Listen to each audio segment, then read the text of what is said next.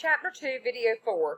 Today we're going to go over the QRS nomenclature and what you're looking at when you're looking at the QRS. I'm going to flip over just so I can refer to this slide. You have two slides here that I'm going to teach from this slide and this slide, but I'm actually going to pull an example up of the QRS complex. So as we are talking about the QRS nomenclature, I can kind of point to this slide and show you exactly what you're looking at.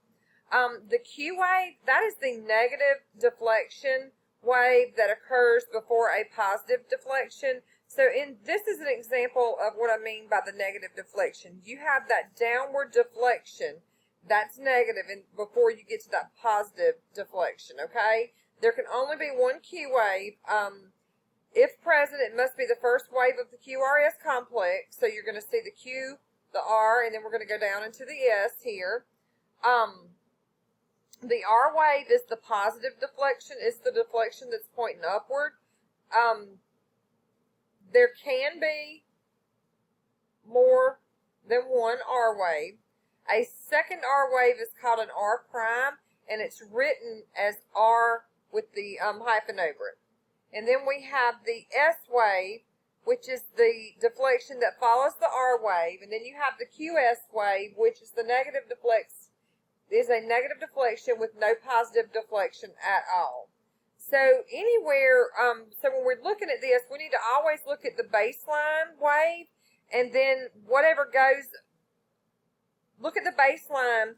Any wave that goes above the baseline is an R wave. Any wave that goes below the baseline is either a QRS. So this is our baseline. So anything that goes above it is an R, and anything that goes below it is either a Q, R, and S. The baseline on the EKG strip is considered to be the TP segment.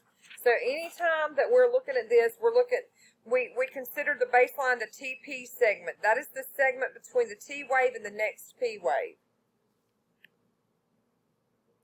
So taking a look at this, we're going to kind of practice what these are. So if you look at this one, we need to figure out, is this a Q, an R, or an S? What is this? This is our baseline, so this is an R. Looking at this one, this is our baseline. So we have the Q, and then actually this is the S where it comes back up. So this is a QS. Looking at this one, we have a Q and an R. Looking at this one, we have an R and an S. Looking at this one, we have a Q, R, and an S. And then looking at this one, we have, that one goes above, R. That one goes below, S. That one goes above, R. So we know it's Q, R, S in that order. So anything that's above is an R, so we don't see a Q. So we got an R, an S, and an R. That should help you. And we're fixing to get into the cardiac conduction system. I have a separate video that I've already created about the cardiac conduction system. So I'm going to post it so we can go over. So I think it'll be very helpful for you guys. So I'm going to post this next video on the cardiac conduction system. If you have any questions, please let me know.